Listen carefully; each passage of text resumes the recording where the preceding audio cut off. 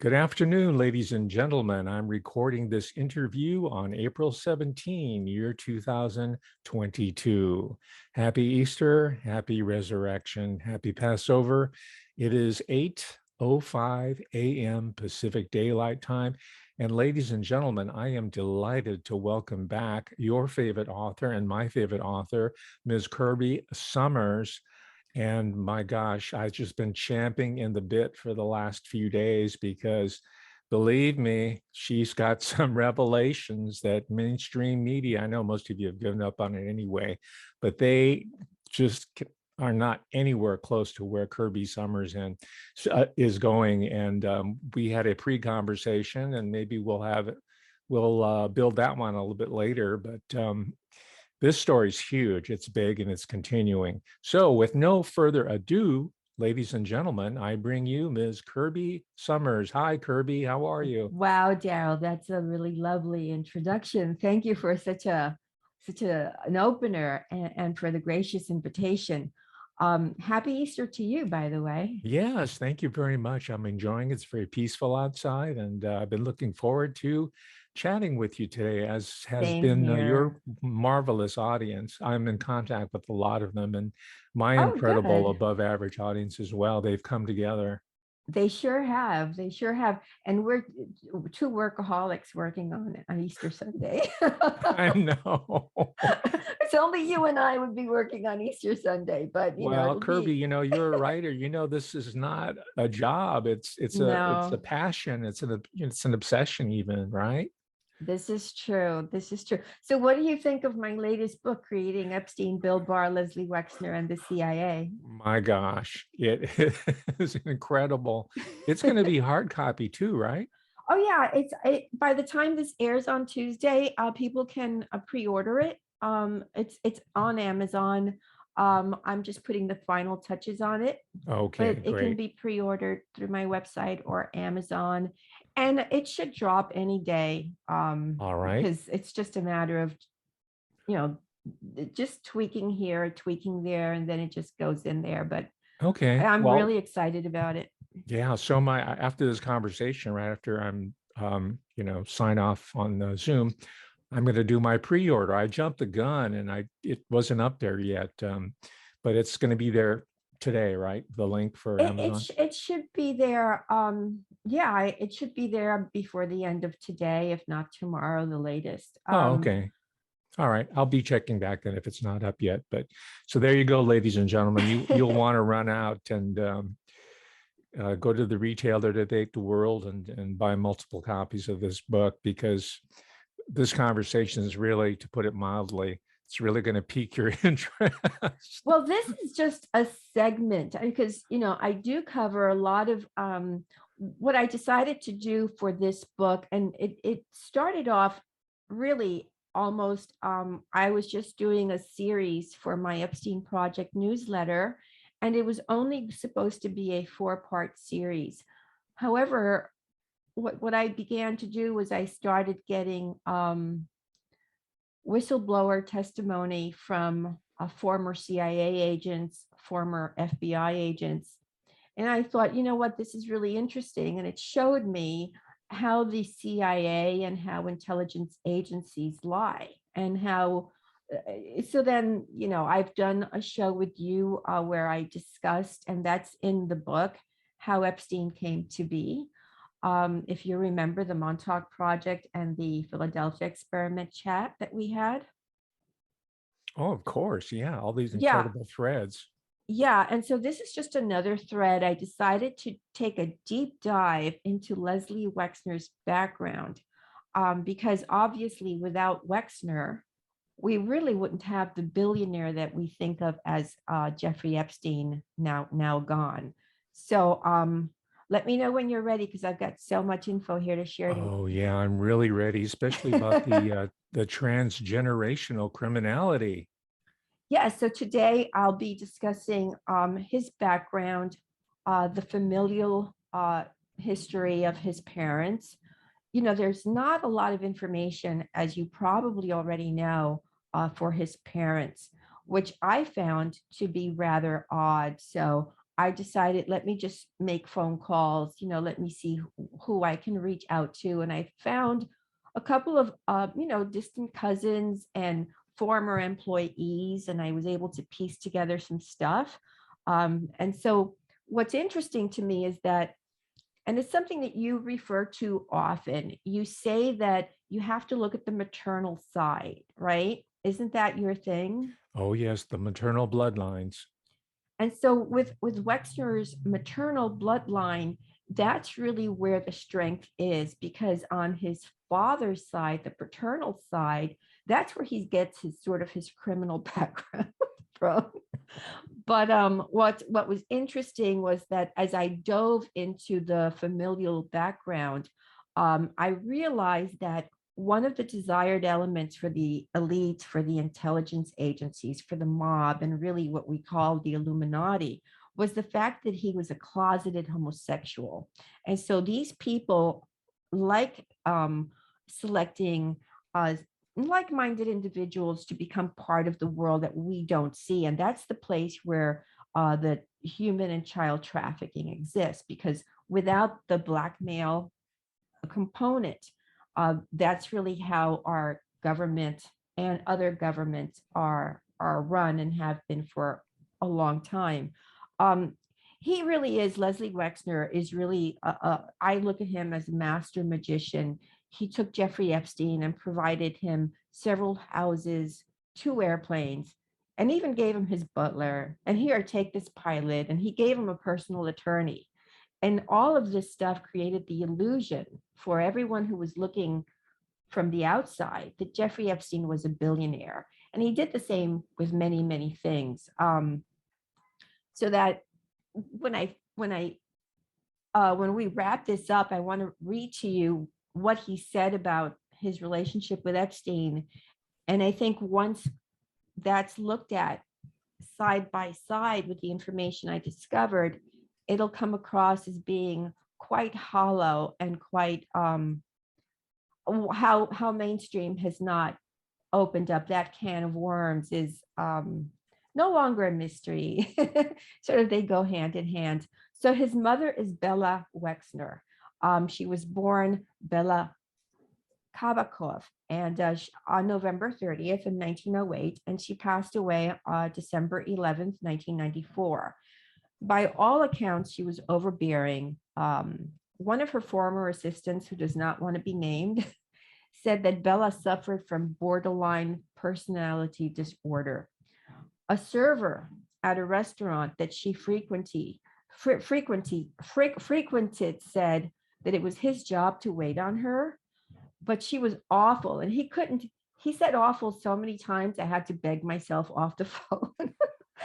But she is the daughter of Harry Herschel Kabakov, who was born in 1875, and his wife, Lena Leah Rosen, who was born in 1881. Well, here's what's interesting about Bella's parents. Herschel was a highly skilled cabinet maker for Nicholas II, who was the Tsar of Russia. And he resigned November 1st, 1894. Oh, he reigned from November 1st, 1894, apologies, until his abdication, his forced abdication on March 15th, 1917. If you remember, this is the family that was brutally murdered, right? The Tsar of Russia. This connection to the Tsar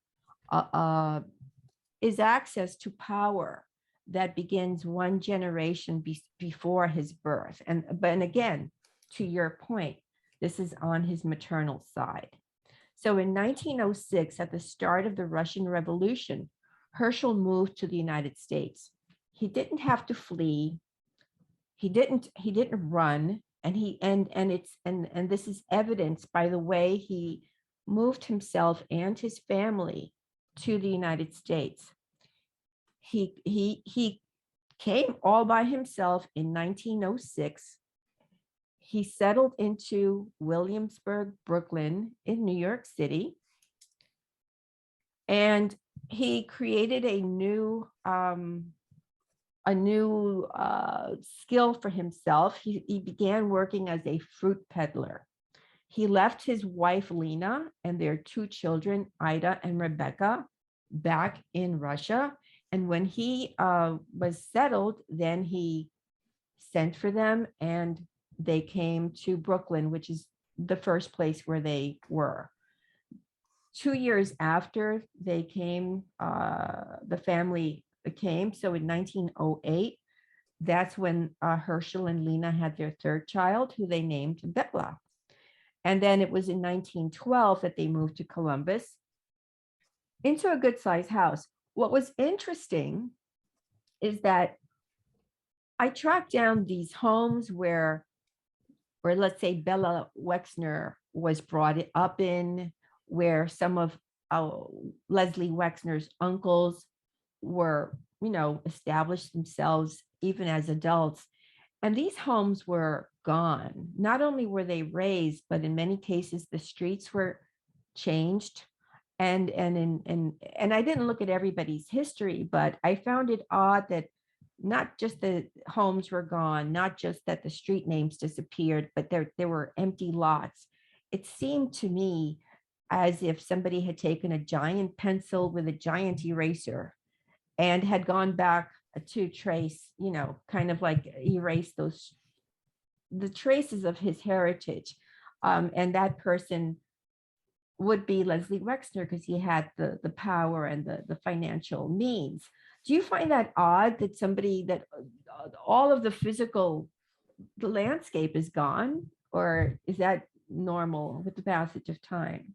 It is odd. And Kirby, when you sent me that preview, immediately came to mind this book by a German historian by name Lothar Machtan, who described how Adolf Schicklgruber, later known as Adolf Hitler, went back to Austria and effaced any sort of geographic, physical memories of his own background, which, guess what, was rooted in homosexuality. Oh, wow, I didn't know that. I'll have to take a look, see. Okay, so then they do it intentionally. It seems like it's a system or part of a complex here that you described. That's fascinating because I thought this is odd. This has to be intentional, and you've just reinforced my feeling. So Bella, she comes of age in the Roaring Twenties, which is after a period of prosperity after World War One, and after the 19th Amendment was passed in 1920, which gave women the right to vote. So what happens around this time is the department stores come into being, and they need female employees to sell the latest fashion. While she was still in high school, she begins working at the Lazarus department store, which is part of the Federated Department Stores in Ohio. Later, we will know this as Macy's. So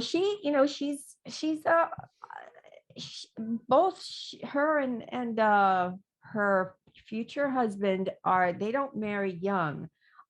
So she does not marry Harry until the age of 29, and that's during the Great Depression. Um, on September 8th, 1937, when she is 29, she gives birth to her son, Leslie. And then 7 years later, they welcome their daughter, Susan. Now, Harry Wexner, literally, he doesn't even have an obituary. Don't you think it's odd? Come on. He is the father of Leslie Wexner, one of the billionaires, the wealthiest men in the world. He doesn't have an obituary. That's very odd. I mean, Indeed.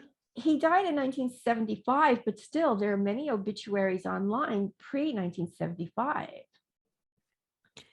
Well, my experience has been in the Jewish American community. Weddings, bar mitzvahs, and deaths are important passages in life, and they're always memorialized in some sort of written tribute somewhere. Yeah, yeah, and so that made me very suspicious, and I was very happy that I was like, oh well, there has to be something really, really wrong. And bing, ding, bingo, bingo, bingo, I found something. So I'm thinking, okay, so I was able to connect again with not a close cousin, but a family member who that has the same tree. And let me just first say that it's Harry Wexner, and he was born in 1899. Um, he died in 1975. While he was still in Russia, so his parents do not come to the United States until he is 13.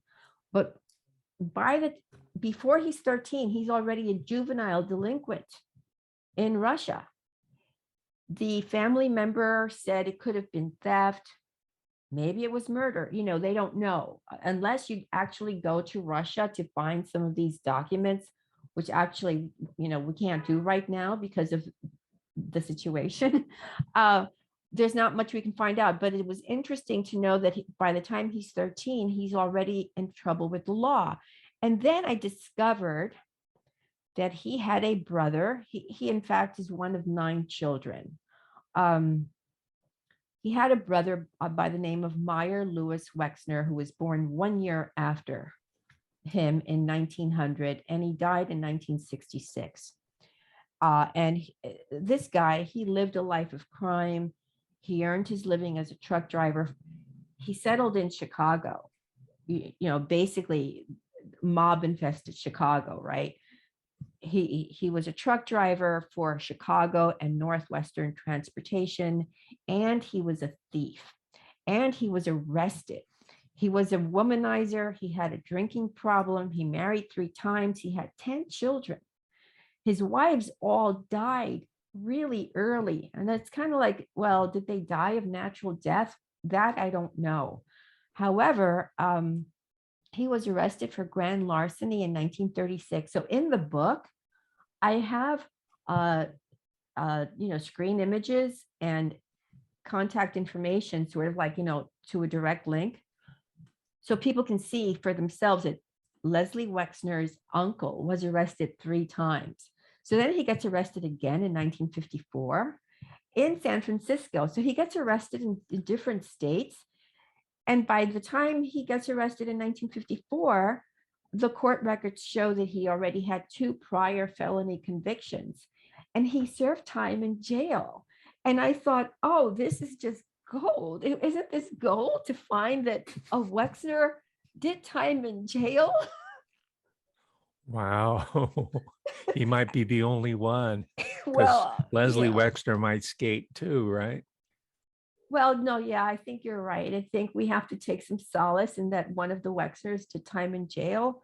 But it shows, I think that if you're going to be a criminal, I think it's in your blood, right? It shows that there's that tendency on the paternal side to sort of, be in tune with the criminal element. Do you agree or no? Oh, absolutely. You can see the parallels with the Sicilian mobsters. People sometimes were made men at age 13 because you're considered a man back then when you were 13 years old. They were made men when they left Sicily and wound up in New York. So I'm hearing two really important points you're making here, Kirby. One is that there's a transnational criminal network that comes along with these. And by the way, this is important information for those of us in 2022 when we have criminal networks coming from Latin America and also Asia that are multi-generational transnational networks. And also I'm hearing in the case of Meyer Wexner's that you have organized crime already operating on a national level. He was in Chicago, but he got busted in California, in San Francisco. He got busted in Chicago. He got busted in California. He got busted in several places. So there was already a national network.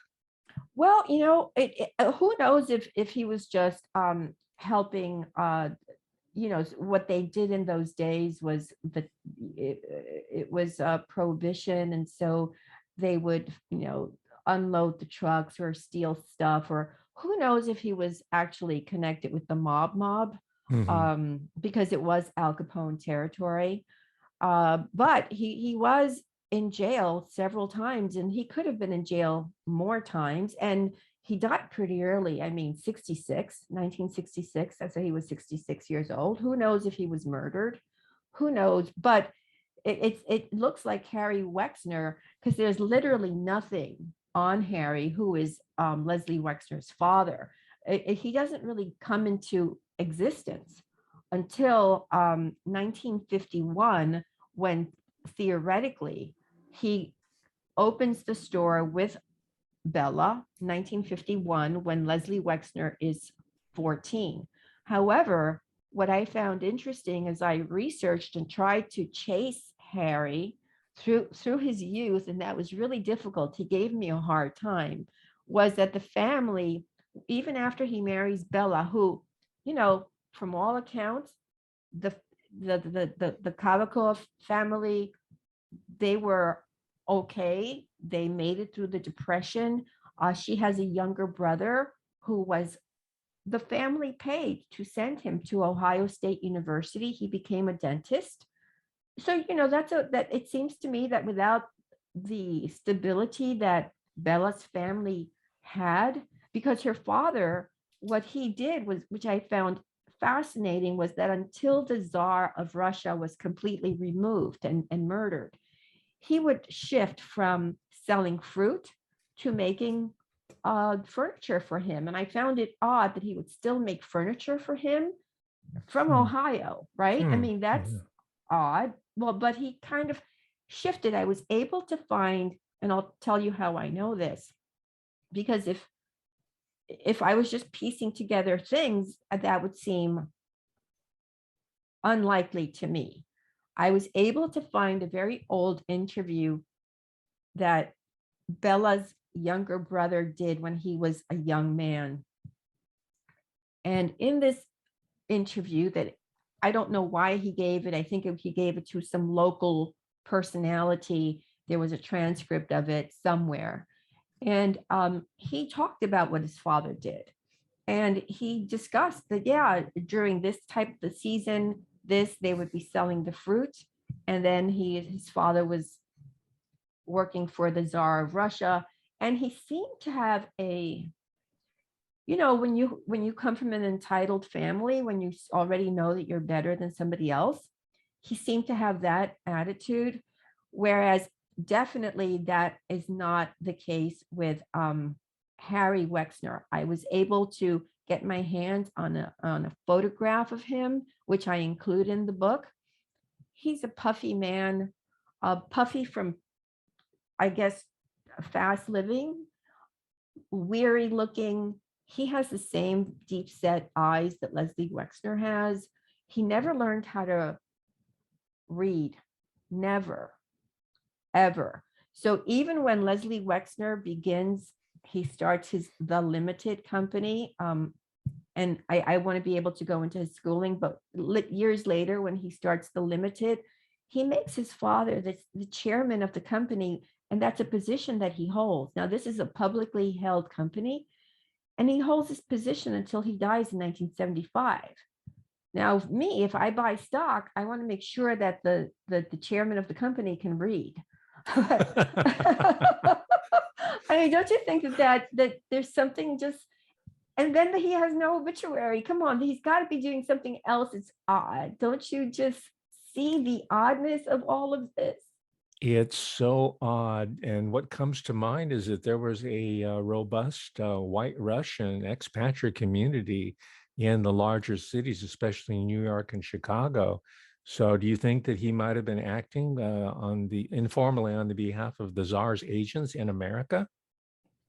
Well, now you're talking about the Kabakov family, so that would be Oh, okay. Yeah. Bella's family. But Harry's Right. family, they just seem to be a bunch of, I'm sorry to say this, but crooks based on. Yeah, there was such a huge gap in class. One is entitled and have access to the Tsar, who, by the way, is Mhm. related by blood to the Queen Victoria and the Right. House of Saxe-Coburg, right? Yep. They were the breeding house of it. And then you have this other guy who's, right from the, fresh off the boat from the shtetl. Yeah, and he marries Bella late, and he's much older than she is. So it could have been a marriage of convenience. The siblings, Harry came from, I believe there were like 9 or 10 of them, and there were at least, I believe, 5 for Bella's family, but they only had two children. They had Leslie Wexner, and then 5 years later, they had the sister. It seems to me that this also was perhaps a marriage of convenience. She's not getting any younger, right? Hmm. He's 29, she perhaps, got married. yeah. So Mhm. at that time, 29 is considered really old Yes. for, you should be on your second marriage at least. Yeah, But back then it was late teens or early 20s, and most yeah. women were married. And so she was 29, and she was, one thing about her, as although there are all these stories that she was a horrible human being and she was not pleasant to be around, she seems to have been a hard worker, right? Unlike the Wexners, the side, the paternal side, who seem to have taken the easy way. So there's that to be said about her. But what's interesting is that, it does seem that it was Bella's access to her brother went to Ohio State. So when they finally settle, which they don't do for a while because Harry's job, it's very erratic. So it's unclear to me that his job is, he also works at a department store. He starts as a low-level clerk, and theoretically he climbed his way up to becoming the manager of a department store. However, he seems to be doing this in different states. So the thought occurred to me, he can't be getting a promotion because he can't even read and be transferred to another store in another state. That perhaps what's happening with him, and the reason there's nothing to be found online, no records, no court documents, is, unlike his brother Meyer, is that perhaps he too is sort of following the same kind of pattern that he seems to have had in Russia, where he was perhaps running from the law. That's what occurred to me. Do you think that I'm a little too anxious to put him on the illegal side? Oh, no, no, that makes perfect sense. He's just one step ahead of the law, and moving from one jurisdiction to another is a good way to evade. And of course, they had no computers back then, so you could get away That's with it for a true. lifetime. That's true. So once they finally settle down, Leslie Wexner starts to go to school in Ohio. Ohio, they could have chosen to send Wexner to just an ordinary school. And Wexner is very fond of saying that his parents were poor, and that they only made $9,000 between the two of them on any given year. However, he his parents pay to have him go to uh, the private high school in Bexley. If you're poor, you don't send your son to a private school in another county. So I'm thinking that either there's more money coming in from perhaps an unidentified source, meaning illegal, right? There's a possibility via his father, possible, or that Bella's family is helping them, is because, and then they pay for him to go to Ohio State University. So Ohio State, and one thing that almost nobody knows is that Leslie Wexner went to the military. Did you know that he went to the military? I did not know that. Okay, so Ohio State was a military school. In fact, Ohio, where he ends up becoming this real estate, real estate and retail billionaire, is a military town. So in 1917, the War Department established schools of military aeronautics at 6 universities, and Ohio State was one of them. They didn't stop this until 1960.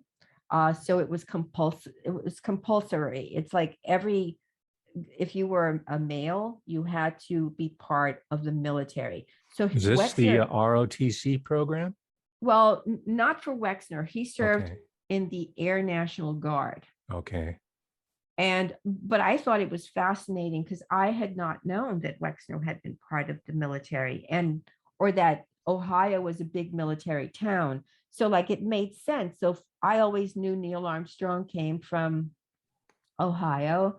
And I knew that, Michelin Rickless had gone to Ohio State. He was sort of funneled in with, the whole crew of 1947. You come in with the Nazi scientists through Operation Paperclip, and they tucked him into Ohio State. And then later, when the NASA program was created, who did they give the contract to but Michelin Rickless through his company McCrory, which owned Playtex. And so he made the spacesuits for the Apollo 11 mission, Neil Armstrong. So it's like this is a major military town. And if we think about what it looks like today, we have Facebook there, right? We have all of these intelligence agency companies there. So it also gave him, I think, the ability to use these skills that he acquired. May I interrupt, Ms. Sommers, for a Sure. moment? What I'm hearing from you is that there is a direct military connection to this operation. You have the mob, you have companies, department stores, you have these organized crime networks, and the university / the military. Let me explain. Shortly after the American Civil War, there was congressional legislation called the Morrill Land Grant Program, where all these land grant colleges and universities were set up across the country. The only private one in the Ivy League is Cornell, but other schools like Michigan State, Michigan, University of California as well, and Ohio State are all a land grant colleges and universities. The importance of that information is that they are required as part of this legislation to have an ROTC program or Air National Guard. It's big. The military component is built into the very genetics of these institutions of higher learning. Yeah, I took a look at the ROTC thing, and because you mentioned it, and I wanted to see it. It kind of that stopped in the 1960s, because there was all the protest against Vietnam, and then the kids didn't want to go to war anymore, so they put a stop to it. But during Wexner's generation, this military component was there, and later in life, and I'm not going to include it in this conversation, but it is in my book. He is connected to 2 CIA agents in Ohio who are part of an operation that he and Jeffrey Epstein become involved in the 1990s. And these 2 gentlemen are also, and again, I don't want to get too deep into it because this could be, an hour-long discussion, this side step here, but you're very good at sniffing out what happens and what was happening. Wexner was already part of the system, right? So that later these 2 CIA men with whom Wexner has gone to school, and they're taking, and that's what they do. They recruit from the school level, and later in life, and it will be in my book. It is in my book. There are these 2 men, again, CIA, who are part of Iran-Contra.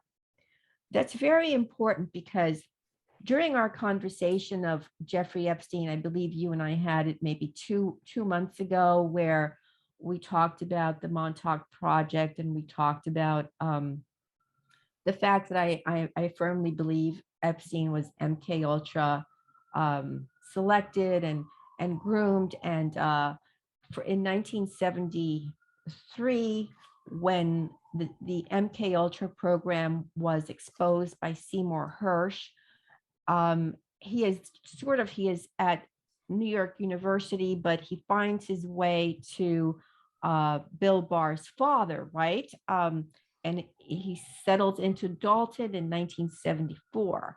what happens is really fascinating for me because around 1985, 1986, that is when the Iran-Contra situation becomes public. And wouldn't you know that then this is the time that he is sort of shuffled into uh, Leslie Wexner's protection. So it seems that history and the people that Epstein is involved with at a specific time serve a purpose, and they serve a dual purpose, right?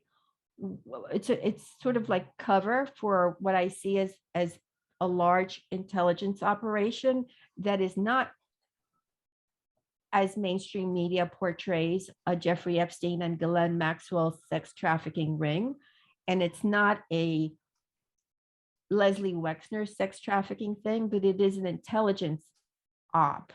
Do you see where I'm coming from? Oh, yeah, absolutely. Okay.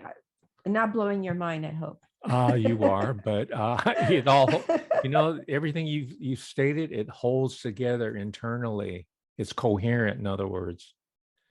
Yeah, I mean, it surprised me because I was I put a lot of Iran Contra. So I was not going to mention this, but because you and I were very good as far as you click one thing and then a light bulb goes on in my head. So when Epstein meets, well, I have a feeling they knew each other because, um, and I do explain that through Wexner and the person who theoretically introduced Wexner to Epstein, that person knew Robert Maxwell in the 1960s.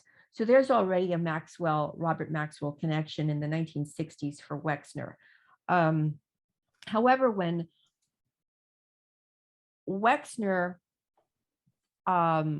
connects with Epstein in the mainstream media uh, world, he is living in the Iran embassy, in the former Iranian embassy. And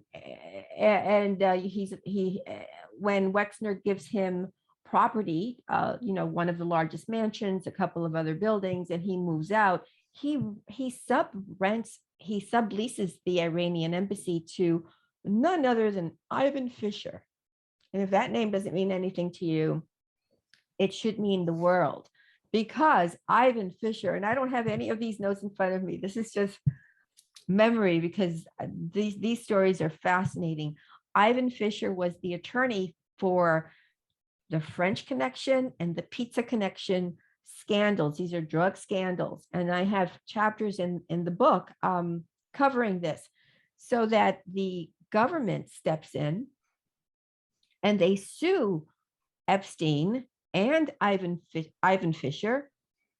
And they say, you guys, you're in breach of the lease. And they basically evict them.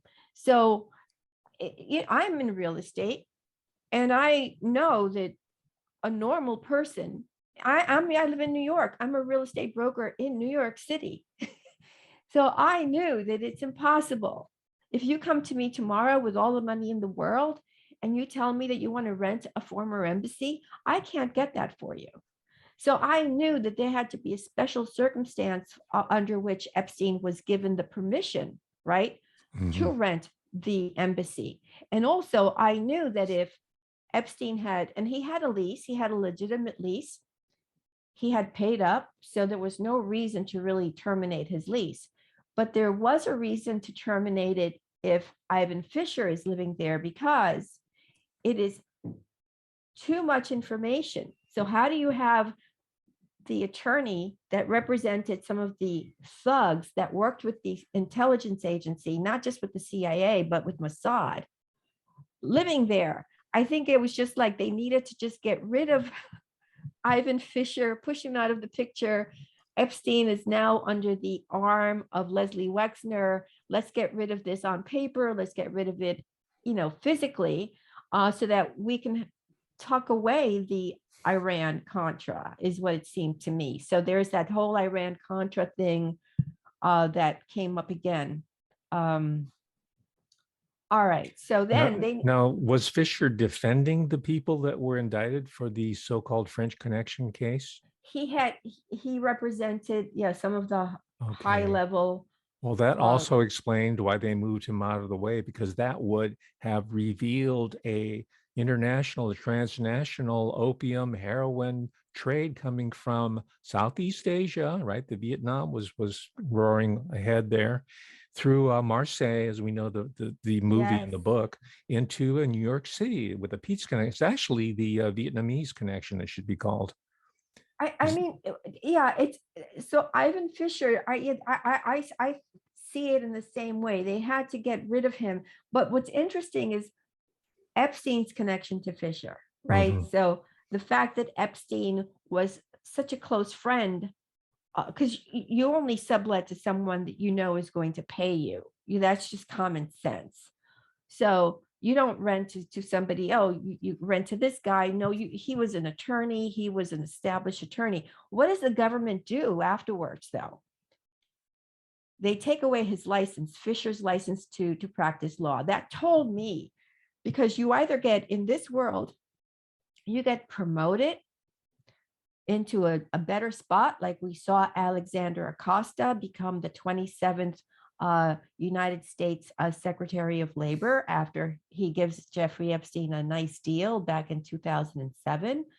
Or you get demoted, like Ivan Fisher got demoted because he went against the policy of the agencies, let's call it, because Mossad was working with the CIA in all of these covert operations, drugs, guns, all of that stuff, bringing it into the United States. That's where we have our drug problems from. Um, well, then you get rid of his ability to earn a living. Mhm. They removed his license, and I was like, whoa. But if you follow, everything is there to be connected. You just have to know your history. You have to be able to understand that the French Connection, for example, is not a movie. Right? I mean, you No, it's have a to business model. yeah. So so anyway, then Wexner and Epstein theoretically are introduced by one of Wexner's friends. Did I leave anything out? Because I No, got you so unfortunately tangled. you're not. It's all coming together. Yeah. Okay, so Wexner, just to help the audience, Wexner graduates in 1959. He wants to become an architect, but he studies law for a little bit. So then he begins to work in his parents' store in 1963. No, in 1961. Forgive me. His parents, by this time, Bella has already put in 20 years working for the department store. Harry has put in some time working for a department store. They open up, they're now finally in 1951, finally, when Wexner is 14 years old, they moved to Ohio. So the fact that Wexner was not a toddler when he moved to Ohio, as the story goes, he was 14 years old. He's a quiet kid by all accounts. He's a loner, and he would be, right? Because you're moving from place to place, plus you're beginning to understand who you are sexually, and you're not like your friends. So yeah, you're going to kind of like stick to yourself. The story goes that in 1963, after he helps his parents with their store, that he sees that there's something not right with the way his parents are running the business. He tries to give his father some advice. His father doesn't want to take the advice. And so he opens his own store in 1963 with theoretically $5,000 that he borrows from his aunt. Then he goes to the bank and he borrows another 5 or 10. But what I found interesting, because I'm also a business person, so I look at the numbers. He then immediately goes to the bank. He opens one store. He goes to the bank, and then he's in debt for millions of dollars, because he doesn't open just one. He opens one and then another one. And I'm thinking, where does he get this kind of chutzpah, right? I mean, like, hello, you're a young guy, and unless you know that you can get money from somewhere, right? Like the mob. Hmm. So something was already brewing by the time he starts to go into debt. I would never go into debt for millions of dollars. And what bank, unless you come from a family of privilege, right? Even in the 1960s, when he is doing this, what bank is going to fork over? Here's a line of credit for $1 million, $2 million. Come on, that's unheard of. So there's so much about his initial story that's just off. It just shows that he's got connections that he's not ever going to reveal. However, one of my friends lives in Ohio, Bob Fitrakis. Bob Fitrakis he's an attorney. He's also he's a professor like you in Ohio. And he was also very keen into looking at the Epstein case in the 1990s. So he was reporting for the Columbus Dispatch at the time, although all his stories have been removed. But he told me, hey, Kirby, and he told me this maybe 2 years ago. And I'm sure he doesn't mind because I've heard him tell the same story. But this came from Bob. He said, well, in 1966, he was selected by some fellows. And, I know who these fellows are, and I write about them in the book, to become the guy, the guy, meaning they're going to puff him up. He's the front man, right? Meaning that the mob is behind him at this point, and that is how he becomes this uber billionaire. Do you see that as having been a possibility? Absolutely, especially when you allude to the mystery financing. I saw something, I'm reading the biography of, it's called Kushner Incorporated, and Charlie Kushner, the father of Jared Kushner, his saying was, "Debt is my friend." He also didn't never had any problems of hustling up millions of dollars to buy all those properties. Well, what was his secret? Well, I think there was a hidden hand. They had some people with Right. a lot of money that was building up, and they had to put it somewhere. Why not real estate? Yeah, real estate is the best place to hide dirty money. Yeah, and it's a hard asset too. And as you know, it appreciates. Yep. Yeah. I mean, and that's really later. Leslie Wexner Yeah. creates the town of, I forget the name of the town. What was the name of this? He creates his whole town. Do you know the name of the town What offhand? out in Ohio? Yeah. I do not know.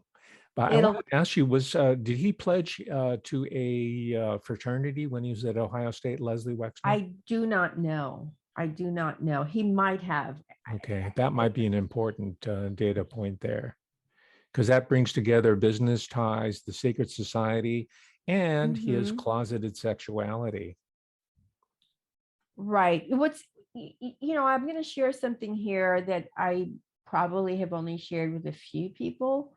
But when Vanity Fair was writing their most recent piece, which they published in 2021 about Leslie Wexner, their journalist, I forget his first name, but his last name is Sherman, reached out to me via Twitter. And he wanted some information, and I really wanted to know if he was going to actually write the story as it should be told. And so I got the feeling that he wasn't. So I was just not really that interested in doing anything for him. However, we communicated, and I have it, and I don't know. I'm still debating whether or not to include this as sort of a testimonial of what mainstream does and what they don't do. But our private messages go something like this. Well, what did you find out about him? Well, I heard, he tells me, that he had a preference for little boys, something like that. I'm paraphrasing, but that was the gist of it. To which I responded, well, why didn't you include it in the story? Right? Because he gives them an out. hopefully by the time everything comes out, poor Leslie Wexner is dead. So it's, to me, it's like mainstream media knows, they've heard, they've talked to the same people I talk to. However, there is, it's an arm of the intelligence agency. They cannot go against their paycheck, who writes their paycheck. So you're saying within the mainstream journalistic community, this information is well known, and oh you know it as yeah, well. Yeah. it's not like they haven't heard the same thing. They Mhm. just won't write it. They will omit it, because there's no reason. If he heard, he could have just said, well, but I heard, and say it in the story, because we are talking about Leslie Wexner, who financed, and we all know he financed Jeffrey Epstein. So if you're interested in Leslie Wexner as it pertains to Jeffrey Epstein, that is a very relevant part of the story, that he likes little boys, and that's what you're hearing from the people who have known him and who live in the town. So I just thought, well, we're never going to hear this from Wexner, and I'm never going to have a day off. Well, thank goodness for that, for our sake, the little people, quote unquote. For us, underpaid, overworked, underappreciated, but at least we have the truth on our side. Absolutely. Okay. That's its own reward. So as the story goes, in 1990, Robert Meister, who is an insurance, he's now retired and appears to be dating, his wife has died, and appears to be dating Epstein connected young ladies who are in their 30s at this point, and he's 80 something, but I'll leave that for another day. However, Robert Meister is the man who is alleged to have introduced Epstein to Wexner. What's interesting is that his wife, who is now deceased, in 1990 introduced Abigail Koppel, who becomes Wexner's wife, to Leslie Wexner in 1990. Abigail Koppel was born on December 25th, 1961. Her middle name is Sarah. Coincidentally, she shares the same birthday as Ghislaine Maxwell, who is a year younger. So she's a year younger than Ghislaine. Abigail is the daughter of Yehuda Koppel and Zipporah Goldman. She has two brothers, Dan and Gil Koppel. She is an attorney.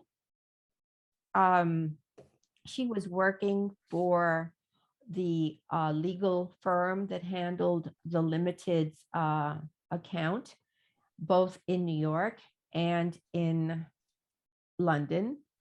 They met in 1990. Her parents are interesting. So Yehuda Koppel is straight up Mossad.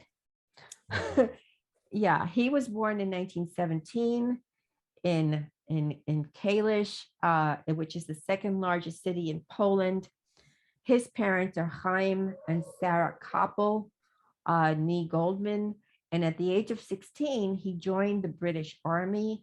He was a member of the Jewish Brigade.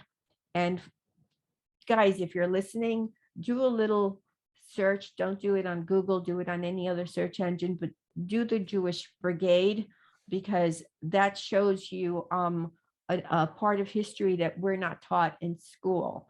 So he rose to the rank of major, sorry. And when he left the military, he became part of the Haganah. That's another thing you guys should look into. So it's Haganaa.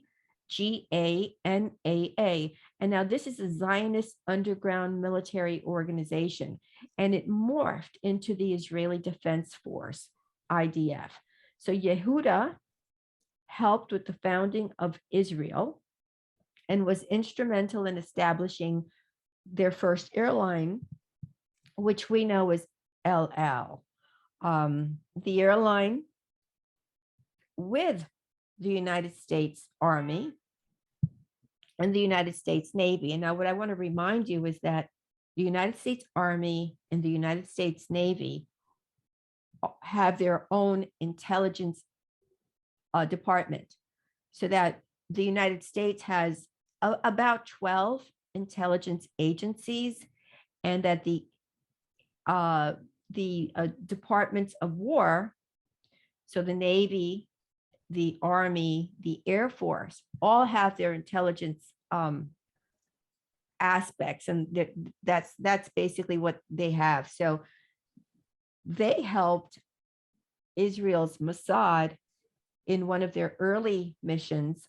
It was called Operation Magic Carpet in 1949, where basically what they did was they took the plane and took an airplane that belonged to the United States. I believe the airplane had, every plane has sort of like a logo on it. So if you look at any airplane, if you go to Eastern Airlines, you'll see that it says Eastern. Well, they took an airplane, the United States, that was Air Alaska or something like that, and they put something indicating that perhaps it was a delivery airplane. And they did the same thing with one of the airplanes that the Mossad was using, and they helped the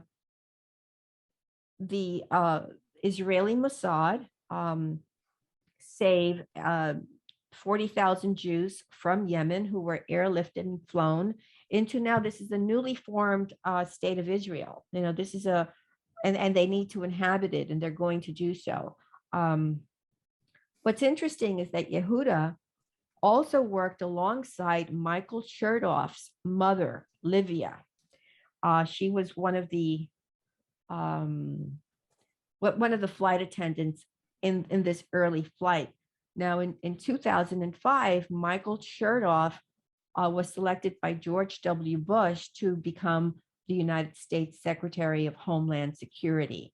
In 1950, Yehuda Koppel and his family, they moved to New York City to run LL's Northern American arm out of a very small office located just walking distance from where I am. It's always near where I am. I don't know why these people surround me here in New York, but they moved into a small office at the Fisk building, and that address is 250 West 57th Street. And he remained loyal to the Mossad until 2006. So as a child, Abigail, who would later become Leslie Wexner's wife, attended a private school named Dwight in New York City. And then she studied at Barnard's Women's College at Columbia. So we have another Columbia connection. She obtained her law degree from New York University. And then in 1987, she begins her work as an attorney at David Polk and Wardwell. And like I said, one of the clients was The Limited. Does this sound almost too good to be true for the woman who's going to become Leslie Wexner's wife?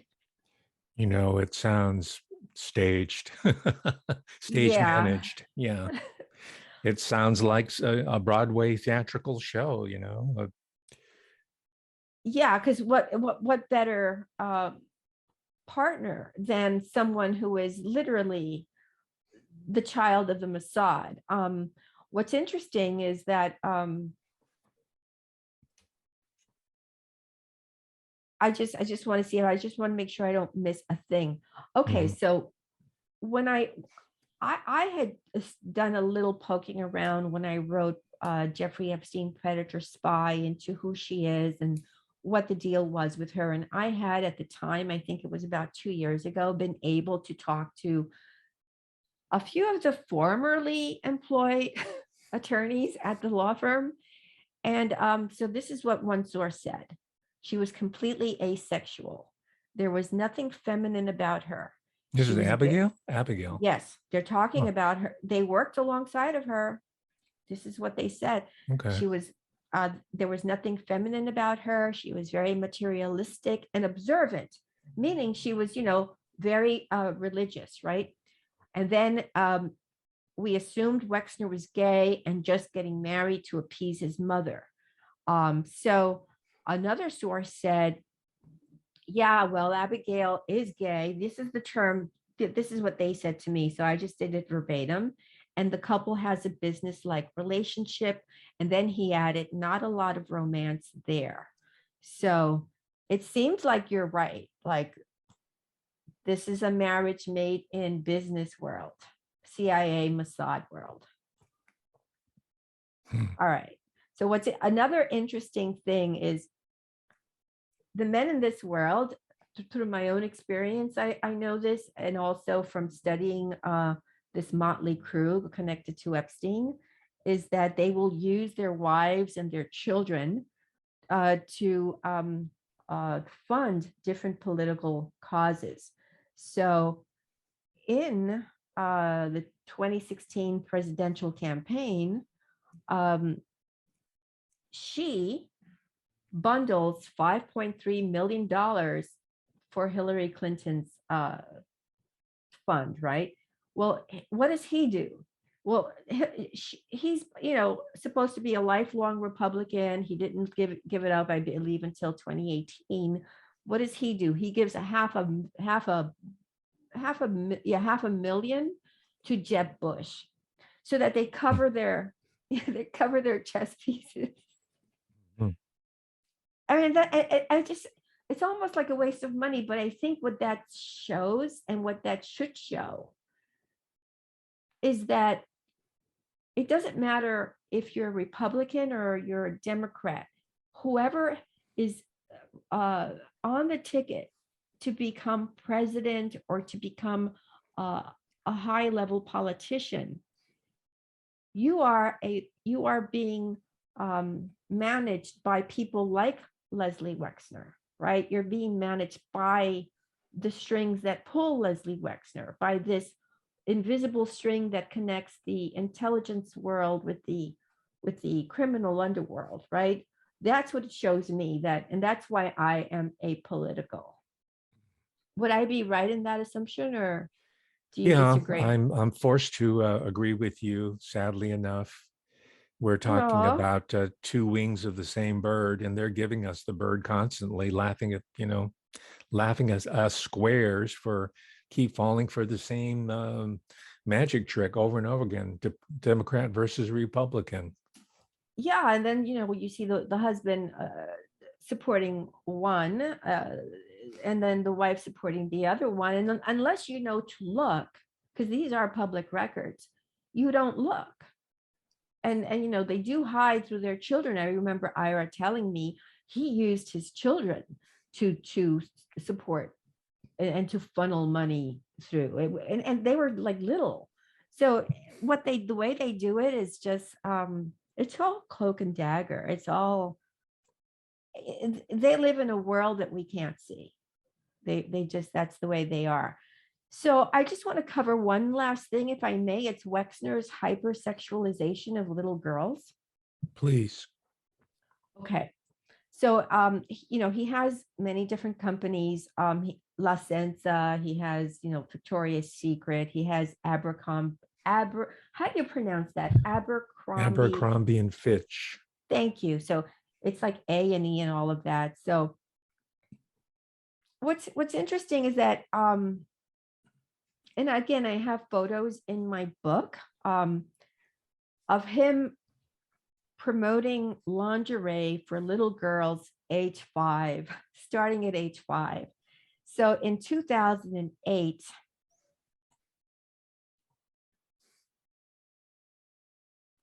he becomes embroiled in a little argument with and let me find her name here. She was an elected official. She was the lieutenant governor of Illinois. She's now deceased. And when I went to look for her information, I was very sad to see that she died. And I wondered, if this had anything to do with it, obviously. But she became very concerned that Wexner was peddling soft porn and was damaging our children. And so she created a website to protest.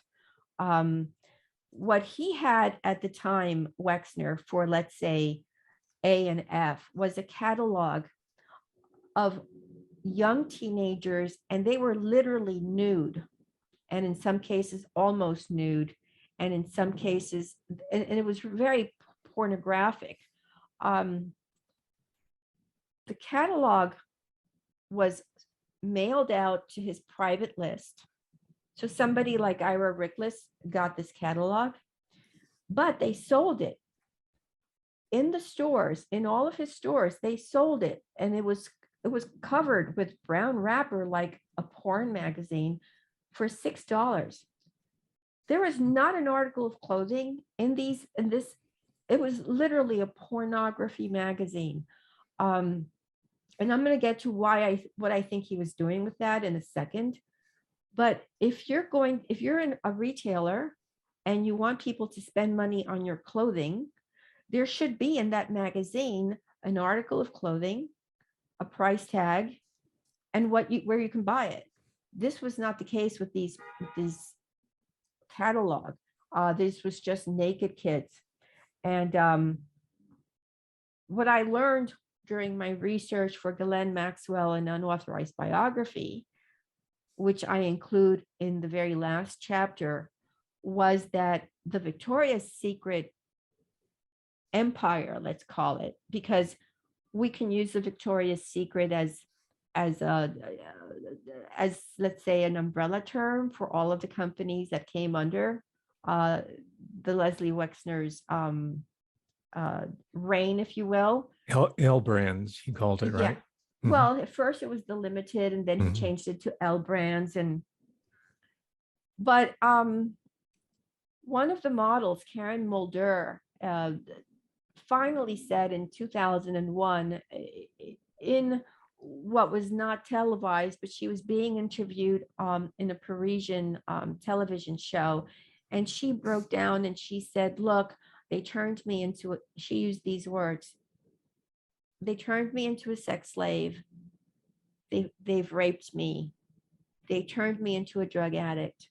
I had to have uh, I don't want to use the S word, but I had to have the S word with Prince Albert of Monaco." So, and they shut down the show. They didn't let anyone out. They made sure that no one had any recording devices before they let anyone out. She goes home, and her sister shows up at her apartment, and they lock her up in a psychiatric institution for 5 months where they keep her drugged. So the fact is that this is not the first time that the connection to a trafficking organization, and she was talking about an organization that she thought was only in France, but it was tied into the Victoria's Secret because she was also a Victoria's Secret model. So then we see, and by the way, when she starts having this, the Corinne Wood, the lieutenant governor of Illinois, she created a website in protest, urging a boycott of A and F. Well, the website gets hacked, and it then redirects to a porn site. So they could not fix the issue, and they were forced to take it down. At the same time, he's got images of 5-year-old little girls wearing lingerie, and then a couple of the uh, things at these things, because it's just everything was just porn. So I just want to find some of the messages that, so the store associates that worked in his stores were instructed to tell shoppers, "Hey, you can buy your little sister a thong." Other things that were done by him and his stores were, let's see, because so many notes here for this. Okay, so then the slogan, "Why should grown-ups have all the fun?" Um, I mean, it was just a bunch of these slogans targeted to young kids, and also to in the catalog, also to young teenagers.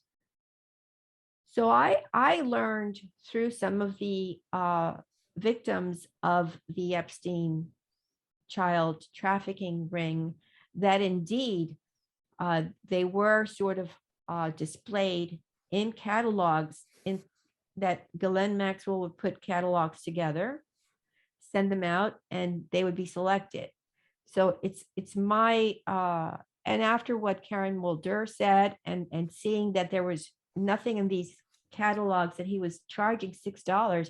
If you want someone to buy something from you, you're going to give them a catalog, but you're basically giving them something that is sort of like an underground thing, and everyone's naked here. So I think that that was really a way of trafficking. Pick out the person you want, and there were, it was just guys and girls. Does that seem too far-fetched, or? You mean it functions as a catalog? Like you can pick Yeah, whoever you want? that has been the MO that I have Okay. seen. And then, when he was taken to task in 2008, now this is an important year, because he was taken to task by Corrine Wood, by who put up an entire website. The website, he destroyed the website. He made it go to a porn site. He did not change his modus operandi. But in April of 2008, that's when he's having this sort of like semi-public fight, because it is being covered, although a lot of it has been removed, except that people have been resubmitting information based on the fact that I have this information in Jeffrey Epstein Predator Spy. This is the same time that Jeffrey Epstein is entering jail for what he did. We have to also remember that Epstein had a photograph of a 5-year-old showing her bare bottom on the wall of his home, and that he was buying paintings of little 5-year-old girls in their bathing suits. So that, and if we remember Paul Bonacci's statement during the deposition, he talks about how he was turned into a child sex slave at the age of 3. So, I mean, You're referring to the Franklin scandal, Paul yes, Bonacci. Yes. Okay. yes. Mhm. And so that Wexner's role appears to be to be part of what hypersexualizes little girls, right? Because without the Lolita type nymph with which to blackmail their targets, for the political landscape would be different. So that it predisposes the children. It's sort of like, oh, well, that's what everybody else is wearing. And so you become susceptible, and you fall in, you become prey. Um, so I just want to make sure that No, just to back up the story about the catalog aspect to the secret Mhm. mailing list. That story is validated by a famous recording producer by the name of Sylvia Massey. I think it might be on YouTube. And she said that Prince, the musician, the artist Mhm. called Prince, would be in the studio listening to playbacks. He was in the studio for 12, 18 hours at a stretch, and he'd be leafing through the Victoria's Secret catalog, ordering up models. Yeah, look, a couple of people got married to Victoria's Secret models based on seeing their photograph in the thing. And so it's just the way I don't know why mainstream doesn't talk about this. Apparently a few people have discussed it, but it's very disingenuous. So when Wexner was questioned about Epstein, by the way, um, Virginia Giuffre has alleged that she was forced to participate in unwanted activities with Wexner. And she even went as far as to describe what she had to wear for him. Um, his statement that he made, I believe in 2019 or 2020, it could have been 2019. I'm going to just read just 4 lines of this statement. I severed all ties with Mr. Epstein nearly 12 years ago. I would not have continued to work with any individual capable of such egregious, sickening behavior as has been reported about him. I have searched my soul, reflected, and regretted that my path ever crossed his. If that isn't disingenuous based on his own behavior, right? Mhm. Then I don't know what is. Wow. A cop out. Absolutely. Now, just to take us back a little bit even further before this story started to break, there was this case that wouldn't go away, and that was the abduction of John Benet Ramsey in Right. 1996. Do you think there were some connections between some of these really sensational child disappearances? There were some here in California, in Napa. Winona Ryder was involved in trying to get to the bottom of it. The point I'm trying to make is that this problem, it seems like it might be national in scope. There might be a whole network of trafficking Oh, going on. it's international in Oh, scope, international. Okay. not just national. What Well, I've we know heard, about Jacques Brunel, right, in France. right? You He wrote was about just him. Yeah. well, he was just he's a pipeline. Hmm. There are many pipelines. What I heard, and I don't know, but I heard that John Benet Ramsey's parents were part of this. You know, there are. It's not like Leslie Wexner and that's it, and there's a box around him, or there's Jeffrey Epstein and that's it, and there's a box around him, and there's Ghislaine Maxwell and that's it, and there's a box around her. There are many people like this. They're part of the elite. It's my understanding, and again, I don't know, this is only what I've heard, that allegedly Jean Benet Ramsey's parents, who were well-to-do, were part of this, and that she was being trafficked and Hmm. that something went wrong. But if we remember, I mean, she was in all of these little beauty contests when you're a child and you Right. dress up like a woman. That already is bizarre to me. So if nothing else, let's get rid of all of that. Mm. Yeah, the public displays. It was there was a movie called Little Miss Sunshine, which kind of parodied those children, girls, I guess they're beauty contests. And recently, just to your point, Kirby, is I was revisiting the disappearance of Madeleine McCann down in Praia da Luz in I guess it's in Portugal. Her parents, both of them were medical doctors, and that case is very much in our minds, right? Even till to this day. But I came up with a new book on it that details something, implies something very similar to what you're talking about in the case of the Ramseys.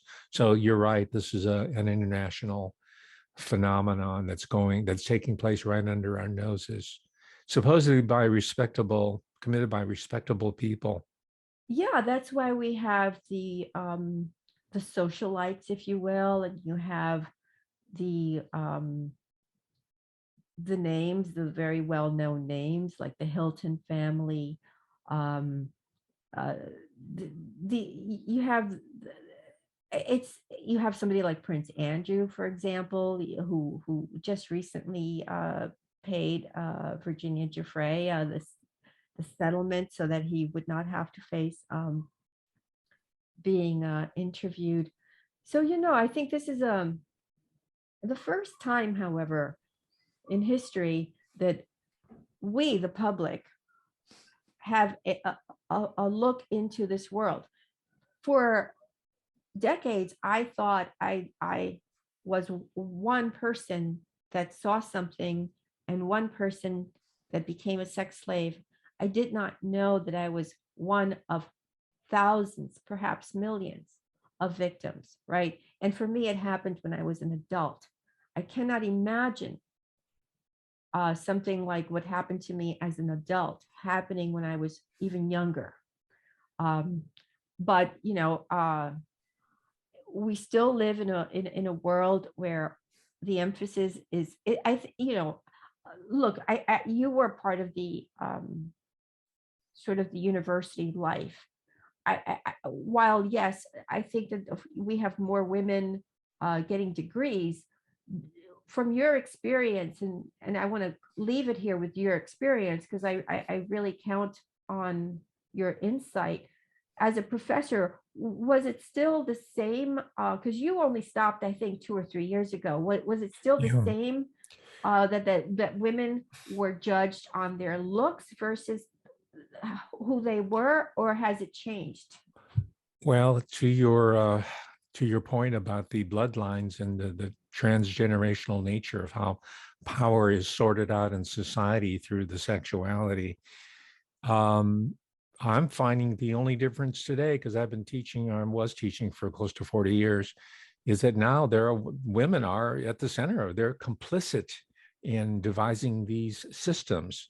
That's the perverse legacy of the so-called feminist movement, is that we've opened the doors to women being integral to the workshopping of these elaborate systems of entrapment, manipulation, MK. I mean, Leslie Wexner did not dream up this operation with the catalogs on his own. That comes Right. right out of the behavioral sciences of your research one institutions like Hmm. Ohio State. And Hmm. there are more female undergraduates in the university than there ever have been, and PhDs in law. Abigail Hmm. Wexner was a trained attorney, Yep. and that is the perverse legacy of so-called feminist revolution. Except that it's tied to intelligence. I think that if the intelligence aspect did not need the blackmail, Oh, we would be, absolutely. Yeah. we would be fine. But the fact that they do need it, so Hmm. it's sort of embedded into our what we wear, Hmm.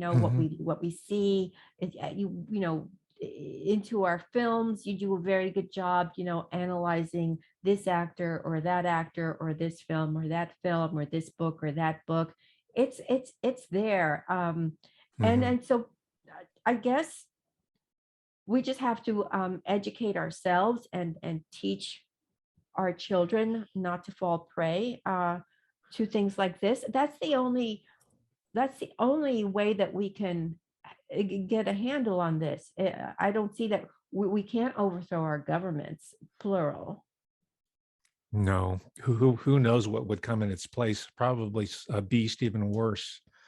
Yeah, I agree with your approach. The intelligence agencies and all the black money that's funded by human trafficking and drug trafficking, those are the sources that fund the women that do the behavioral science research that create all this warped culture, the media, the research, the cognitive psychology that shows how to entrain the mind, and also the neurosciences that was True. cultivating people like Robin Williams when he was a boy going to what?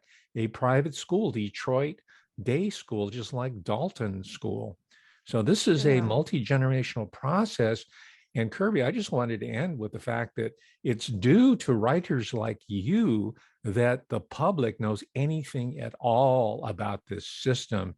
And I applaud you on this Easter Sunday. Well, Really, thank it's so you. appropriate for today, because I don't mean this as sacrilege in any way, but I think the American Republic is being resurrected to what it was meant to be. Thanks to authors like yourself, there is nothing approaching the depth, the insight, the historical, the multi-generational, the bloodlines research, that the archival, I can go on, the archival research that Kirby Sommers has done to shed some light on a really, really, really deep, dark, profound problem that needs to be eradicated for us to move ahead. Well, thank you for that. That was very nice. Well, I want to remind everyone, Creating Epstein, subtitled Bill Barr, Leslie Wexner, and the CIA. It drops in about 2 days. Please read it, because I think that we have to just arm ourselves with information, And I think we'll be fine as long as we know what's going on. But one last thing to your point, I have noticed that a lot of the women who were in Epstein's world have taken powerful positions. So, for example, at the World Bank, right? Or an elected official. I mean, it's just like, or, so that, or they've been given a medical license and they didn't necessarily earn it, let's say. It was purchased for them. So that you're right. There are women in our society that are embedded into our world, and filmmakers as well, that perpetuate that. And if anyone has time to sort of look through old CIA archival material, the one thing you will find that resonates with me now, only after you pointed it out, so I thank you for this, is that women are more trusted, right? So we leave it there, and that's why they use them. True. You're going to accept what they say on faith because a woman would never do such a heinous activity Yeah, as this. yeah. Well, thank you for having me on Wow. today. I had a very enlightening time as usual.